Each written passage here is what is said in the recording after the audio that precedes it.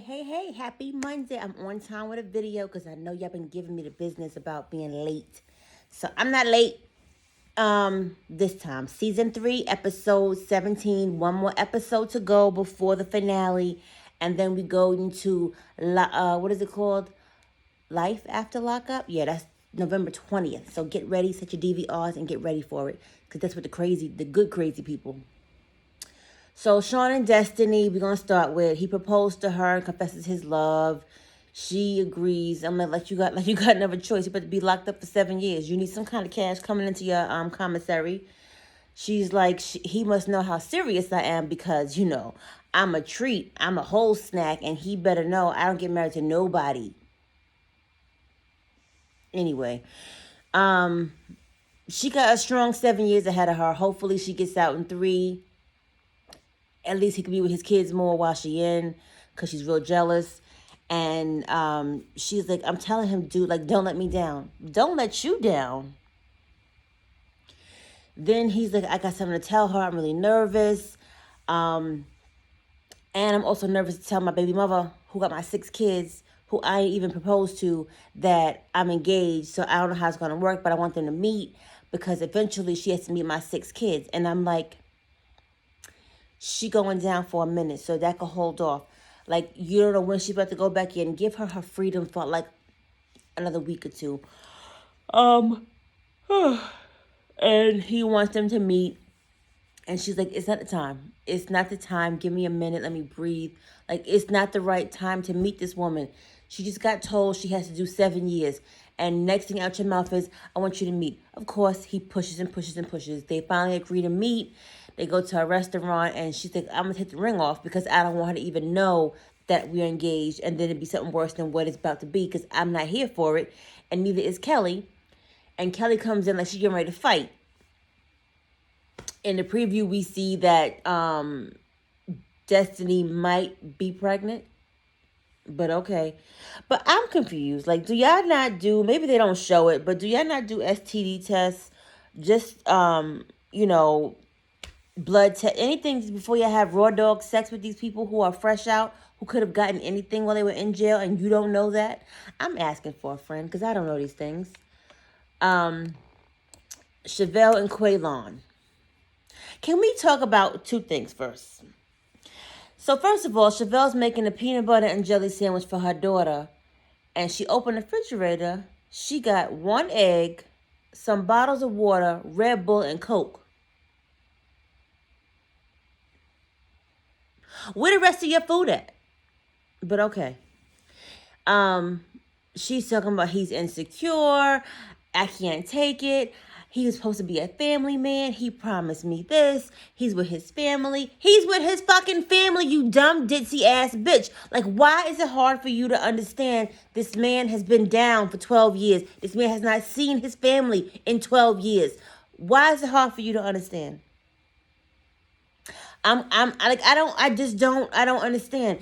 You brought him into your child's life and you took him, oh, he's supposed to be a father to Mayila, and Mayila looking at him as a father when he came into the picture. Because you brought his ass into the picture. He could have been your boyfriend. He could have came and saw you. He could have came and chilled with you.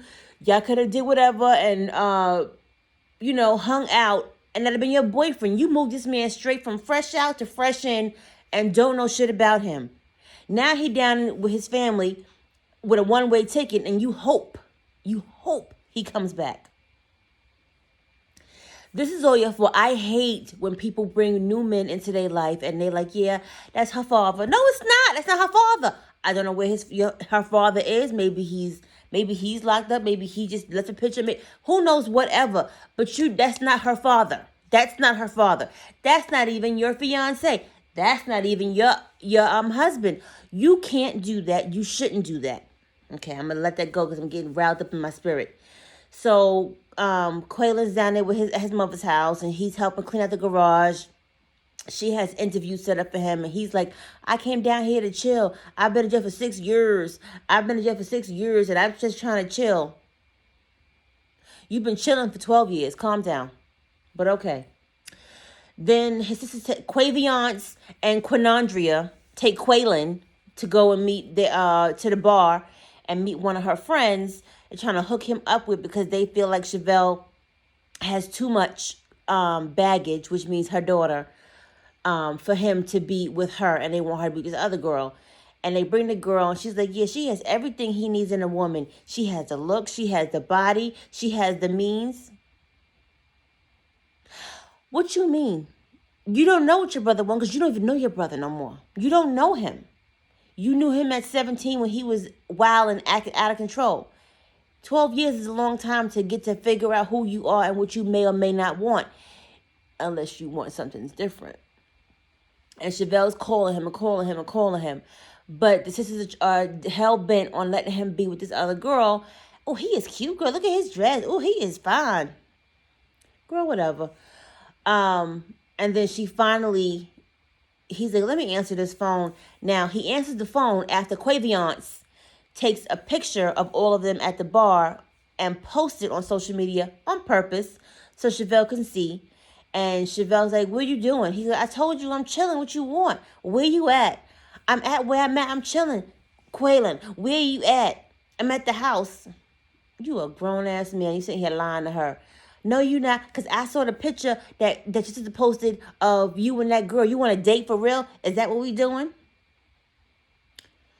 And I'm like, so he's like, I'm not in prison anymore, but I'm in Chevelle prison. He's like, look, I need time. Time for what? Time for what? What you doing? You keep blowing on my phone. He goes, I'm about to turn my phone off. Oh, that's what you gonna do? He's like, yes, I'm gonna do. I'm turn it off.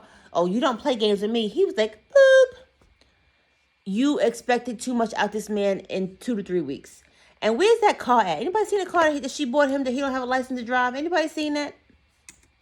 Instead of buying that car, you should have put some food in your refrigerator and had more than 1 egg, water, Red Bull, and Coke. Dylan and Heather. Let me tell y'all something. Heather is the epitome of mental health and how real mental health is.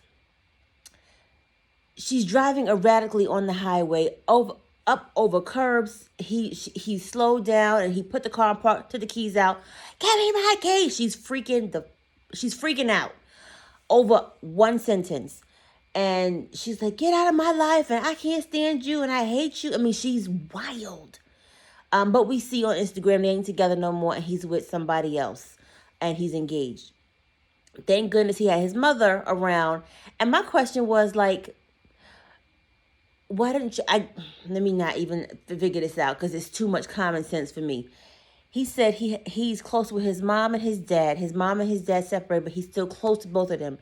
His mother's very supportive, and she saw him when she could because Heather was jealous of the time that she would want to see him, and his mother would want to see him in jail.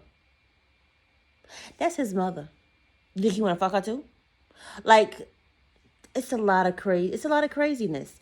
And talking about, oh, your mom wants to monopolize your time. You should have known then. If you had a support system before Heather, you should have dealt with your support system and dated Heather as you saw fit when you came out. Because now you see she's batshit crazy, and he seems, as of now, like a normal, sane person, and like he's trying to do the right thing. But his mom is like, we'll help you do whatever we can, because he catches the Uber from the producers to his mom's house, and she's like, we got your back. Just whatever you need, just come stay with us. So thank God he has somewhere to go, because Heather didn't give a fuck if he had nowhere to go, no car, no money, nothing. Christiana and John, they leave John's house to go to a hotel to get busy because they haven't gotten busy since they got married. And I'm nervous. I'm like, because any minute the cops are gonna bust in the door and take her ass to jail. The longer she waits, the worse it's gonna get. But I'm not professional when it comes to this situation. So they go into the hotel, they have sex, and then she goes back to his house and tells her mother and her sister, I'm going to, what did she say? I'm going to go tomorrow. Tomorrow's my day. Like, you keep playing like you got time. Time ain't on your side, because the longer you wait, the worse it's going to be. But okay. Now we have Scott and Lindsay and Tarabelle. Okay, Tarabelle's her friend from jail that she was hunching with and laying it low and spreading it wide for. But we didn't know that till the end. So she brings him, before Tarabelle comes into the house, the producers goes, how'd you meet Heather? Oh, we was in jail together. And they ask her, is it about the money? That's so shady, producers. And she goes, it's always about the money with Heather. If she doesn't get what she wants, she finds a way to get it. And that's it. So if Scott doesn't get what she wants, so she brings her makeup, shows her the house. They go in the attic to show her Molly Grace's room. And she goes, oh, he's come a long way but since I've gotten here because he was slacking. Okay. And the girl's like, he's not your type. Make me like him. Like, you're not physically his type. And I'm like, here we go. Then they start kissing. Let's be honest. Yeah, lesbianized. Like, here we go. So, and Scott doesn't know anything, but of course he has inklings that things may be going on with them, and because she doesn't talk about her much. But we'll see. More Rice and Jessica. Jessica goes wedding shopping with her friend and her mom. And she's like, oh, I want like a lace, something lace and bedazzled. And then she comes out with this plain ass white cotton dress. And I'm like, that's not what she asked for. But I mean, okay. Then we see it can't fit. She's 6 weeks pregnant and she's gained so much weight. When you found out you was pregnant, you was 3 weeks. So in 3 more weeks, you gained that much more weight. But I don't know. I don't know how her body is set up. So let me just move on. And then they go, let's celebrate, the process, and let's find some more dresses for you. And she's like, oh, I'm not going to drink. And her mom was like, you don't want to celebrate with us? No, I'm just not going to drink. The clerk goes, well, why? And she goes, well, I didn't want to tell you here, but I'm like pregnant. Can we? Okay, let me rewind. Let me finish his statement. Then I'm going to go back on something. So her mom is like, oh, you're pregnant. I'm so happy. Oh, my gosh. Now he has to get a job and he has to do this. He should have did this when he got out over a month ago. Now, does Jessica have a job? Because Jessica ain't been to work yet. Or they ain't show her go to work. So we living off what? Okay. So we're going to see next week. Destiny looks pregnant. Christiana's supposed to turn herself in. What's the girl's name? Kelly and Destiny might get into a little argument. Maurice and Jessica get married. So we're going to see how this works out. I'll keep y'all updated for the next one. Talk to y'all later. Bye. Like and subscribe and comment if you want to.